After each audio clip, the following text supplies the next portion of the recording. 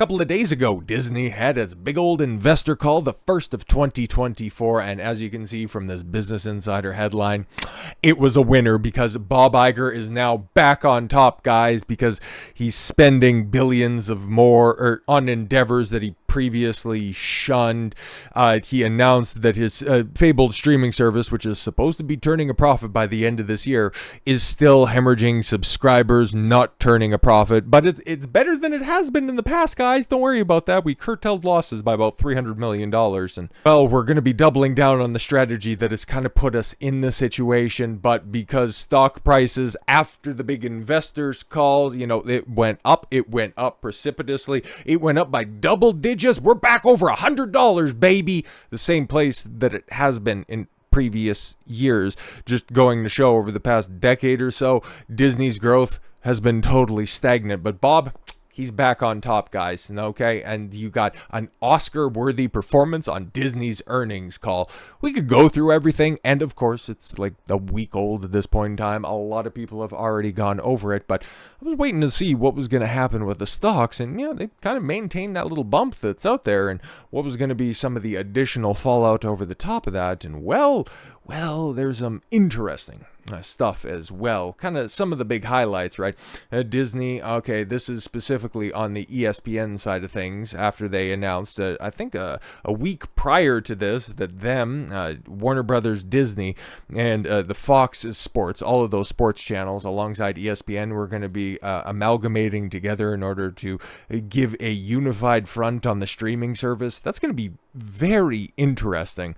But after ESPN basically cleaned the entirety of the house when it comes to their, in front of the camera personalities, they decide to go ahead and sign up the most decorated coach in college football, the history, one of the most polarizing figures in all of college sports, and then him the face of game day.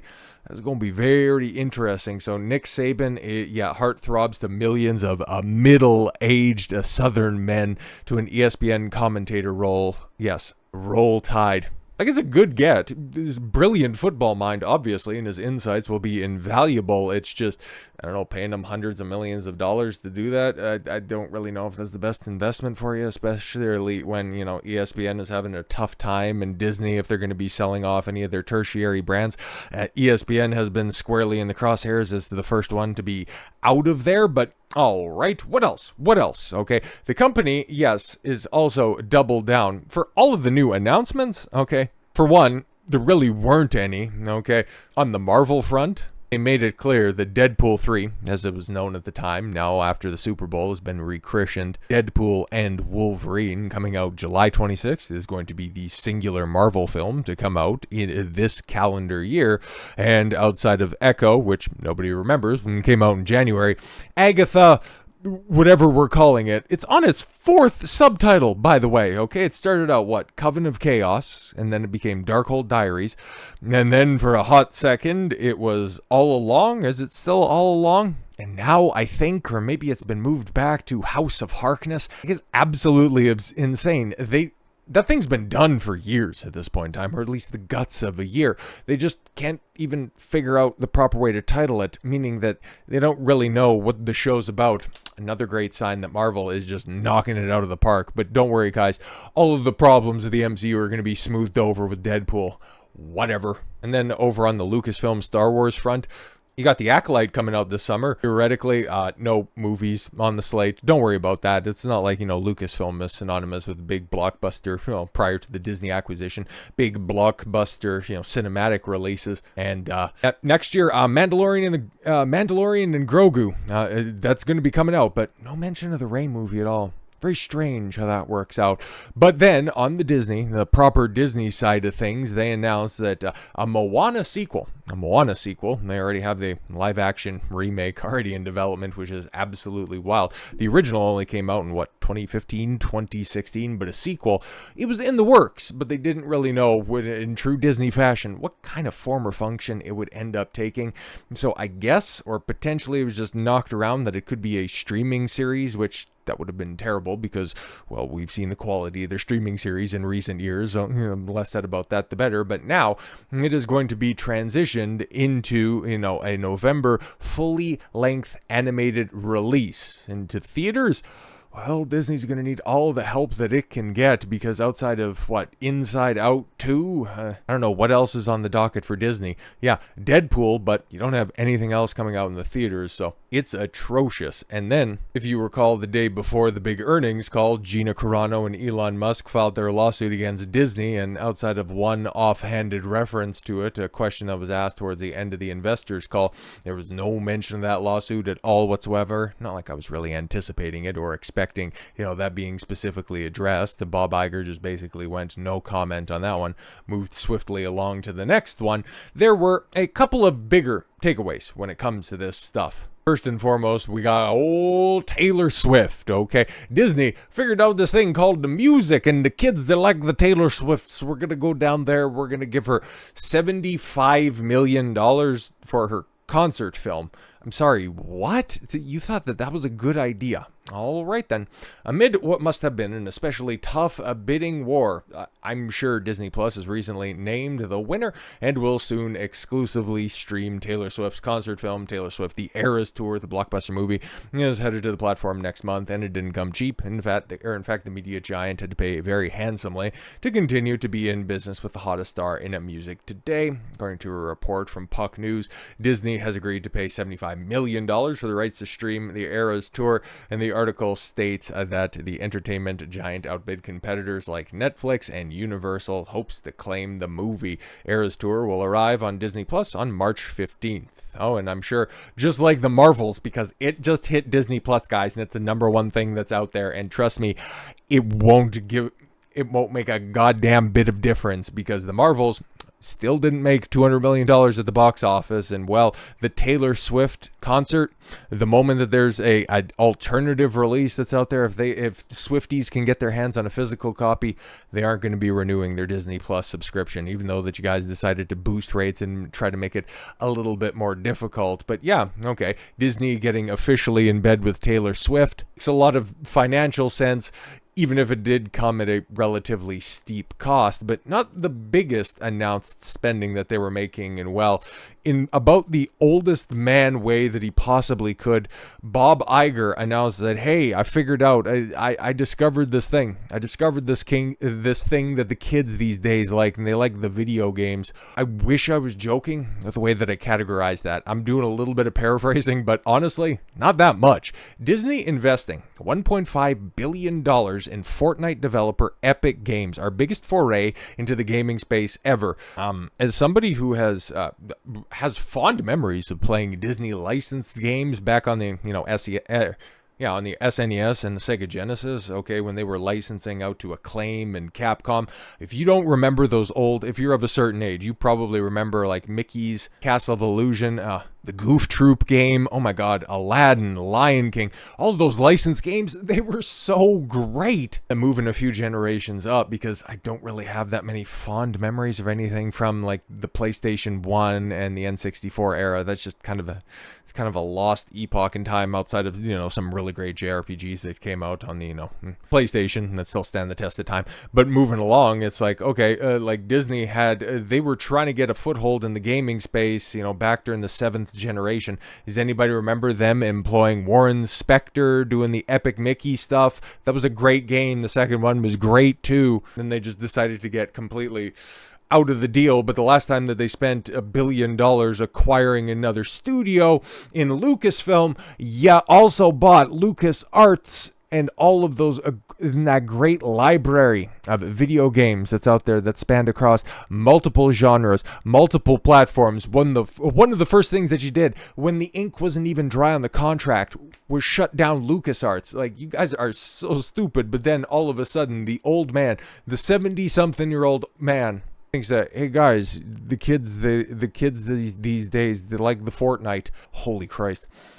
Disney is investing $1.5 billion in Fortnite, which I heard a lot of people talk about this. And of course, meme on Bob Iger for being, the second oldest man being forced in front of everybody's television screens on a semi-regular basis. The fact that they could only acquire a minority stake for $1.5 billion in Epic, that just goes to show you how massive Fortnite is in the game. 1.5 billion, that's not a small chunk of change.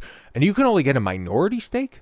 $1.5 billion. Hell, you could probably buy out Rocksteady, creators of the Suicide Squad Kill the Justice League game. You could probably buy them out multiple times over for that. But it's not like this. Partnership wasn't a big writing on the wall. Like, speaking specifically within the confines of, Star Wars, in the lead up to Rise of Skywalker in 2019, the big announcement that Emperor Palpatine wasn't obliterated at the end of Return of the Jedi, wasn't vaporized with the destruction of the second Death Star. He was in fact alive and well.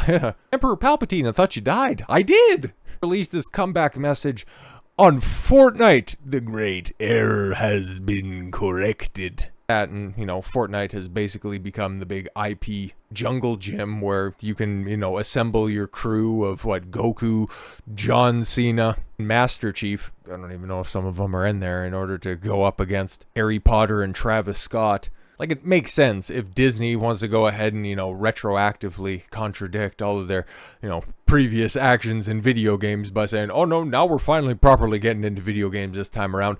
You go ahead and attach yourself to the biggest name in the game right now. So, makes sense. We've entered into a strategic relationship with Epic Games, the maker of Fortnite, to not only invest in the company. Disney took a minority stake of $1.5 billion investment, but we're also creating a huge Disney universe. And yes, that's the picture that you see right there, creating a bunch of different worlds. So there you have consumer world that's over there, and there you have Disney proper, because there you got Wreck-It Ralph, Nightmare Before Christmas I see over there, the Stark Tech, so you got Stark Tower right there. Okay, not entirely sure about that, but then you got cruise lines, express lines that are over there.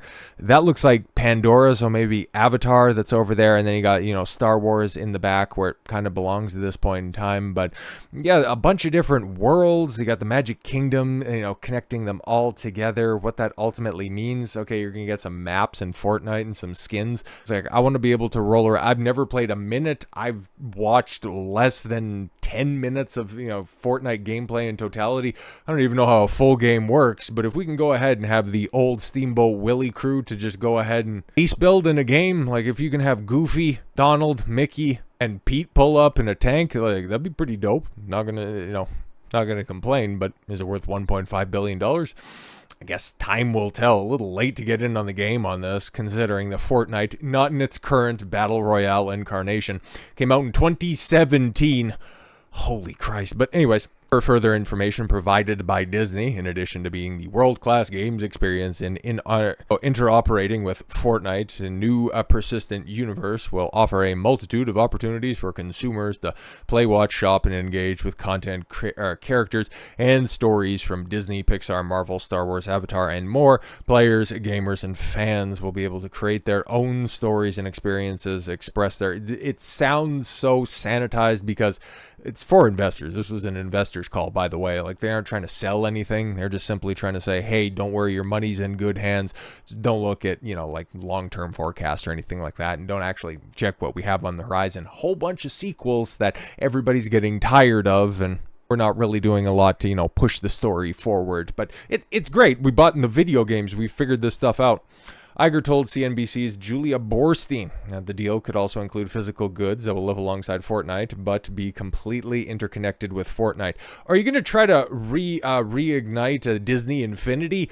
If you remember that, man, that was a cataclysmic failure. That was around the same time that Nintendo was really heavy into the Amiibos stuff, and I really jogged my memory this time around. Multi-year project will be powered by Epic Games' Unreal Engine. Disney's going to properly harness UE5, whatever. Iger explained on the Disney Epic deal, which is subject to regulatory approval. It probably like it's gonna go through anyways. Okay, like if Microsoft can go ahead and buy up Activision Blizzard, buying a minority stake in Epic Games is not going to be that much of an issue. Later Wednesday, during Disney's quarterly earnings call with investors, tried our hands in video games a number of different directions, and actually the one that ended up being the most successful for us was licensing. Yeah, and it has been for a very, very long time, and you could have had an easy entry into the market, but you shut down your most successful studio. We've licensed, I think, $9 billion in franchises, including the Spooderman franchise. Yeah, and then you got all of those Marvel games that Insomniac is going to,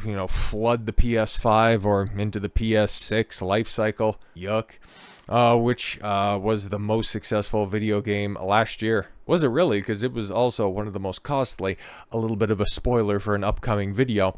Iger says that upon his return to Disney as CEO in 2022, he met with Disney Experience's chairman John DeMauro and gaming chief Sean Shoptow, okay, to talk about the gaming business and brace for boomerdom, okay. The first thing they showed me were demographic trends. Yeah, the gaming chief, okay. This is our first official foray into video games, but you have a gaming chief already. Very interesting.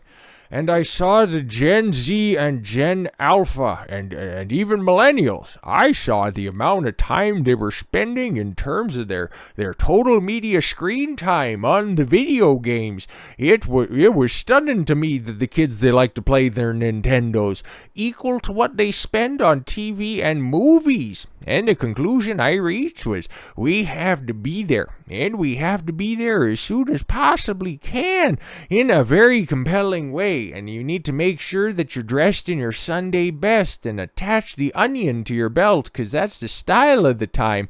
That would have been an outdated sentence. That would have been an outdated statement if this was coming out in 2004. Not 2024. The kids today, they like the video games and they're spending a lot of screen time. I gotta press X the doubt on that statement that, oh my god, the Zoomers and what the hell is Gen Alpha? Is that the youngest kids that are around? So, holy crap, I thought millennials were around for a long time, and only recently we've been really focusing on how absolutely lost the Gen Z is, but now there's Gen Alpha. Holy crap. But anyways, they're spending half as much time on games and the other half of their time is spent on TV and movies. That's just not the case, okay? Kids are still spending their time watching what could be categorized in a different time as TV and movies, but it's not your traditional TV and movies anymore. I guarantee that. Disney was one of the first companies to believe in the potential of bringing their worlds together with ours and Fortnite, and they use Unreal Engine across their portfolio. Yeah, Epic Games CEO and founder Tim Sweeney said in a statement, "Now we're collaborating on something entirely new to build a persistent, open, and inoperable ecosystem that will bring together Disney and Fortnite communities." Yeah, it all sounds very, very AIDS, and I'm sure it'll really pop a rating that's out there. But yeah, now comes the bad news, right? Because the proprietary Disney Plus service, well, yeah, it's kind of failing. And by kind of, I mean very much so failing, because, okay, cool. Guys, we have great news that's out there. Okay, we see the success of the only successful streamer that's out there, Netflix, and we're going to go ahead and copy some of their worst aspects, like the headline indicates that they're going to be cracking down on password sharing. That should be great. That should definitely stem the tide of people leaving your platform in totality because you have such great upcoming content like, well, don't ask for a list. Disney is going to start trying to convert password piggybackers into paid customers following the lead of Netflix. Oh, I thought Disney was supposed to be the market leader. They were supposed to be the trendsetter. Don't worry about that. Disney Plus and Hulu over the past week have been notifying U.S. customers of their changes to their subscriber terms, which now explicitly forbid users from sharing their login details with anyone who doesn't live in their primary residence. Those go into effect for existing customers March 14th. What are you going to go down there? Are you going to go door to door? Or you could license for sharing that password and get out of here. On Wednesday's call with investors, Disney CFO Hugh Johnson said, "It relates to the opportunities for CEO paid sharing. Beginning this summer, Disney Plus accounts suspected of improper sharing will be presented with new capabilities to allow their borrowers to start their own subscriptions." Yeah, okay, we're basically gonna, IP lock and IP trace everybody, which Could be an infringement on other rights, but I'd imagine we'll cross that bridge once we get there. But yeah, I think that it's more important to note that for the last 3 months of 2023, when they were running a special where you could sign up for the last 3 months of 2023 for $1.99, Disney lost 1.3 million subscribers on its core markets, excluding Disney Plus Hotstar. Whatever that is, free signups, 1.3 million subscribers lost, attributed to the contraction. Attributing the contraction to price hikes, to an act and a quarter. So, okay, you lose 1.3 million subscribers, okay? The current quarter ending in March, Disney projected adding between 5.5 million and 6 million subscribers to Disney Plus Core. Ain't gonna happen at all. You're still losing, and you have lost millions of subscribers, tens of millions of subscribers in 2023 alone. You still lost on streaming, and you tried to tout it as a win. Guys, we didn't lose as much. Hell, we lost the $200 million less than the $600 million we lost the last time that we had this earnings call. Disney is on fire, and they think by just throwing more money on the problem, it'll eventually disappear. Look, we're trying to attach ourselves to the Fortnite and the Taylor Swift. That's what the kids today like. That'll make us more popular. You know what would make Disney popular? Writing good stories, having a good product, not pushing ideology. But you think they're going to do that? Bob Iger's still the CEO after all. He's still getting dunked on by Elon Musk, sharing memes about how terrible Disney is. Is Elon Musk ultimately going to buy or trying to do a Twitter-style takeover of Disney? I don't really think so. But the memes, they're definitely fresh. They're definitely dank. And this is the most interesting Disney has been in a long time, because it sure as hell isn't coming from any of their content. So with all that said, thank you all very much for the gift of your time. I've been Don Consuelo. I want you to follow your gut and get after it. Take care, everyone.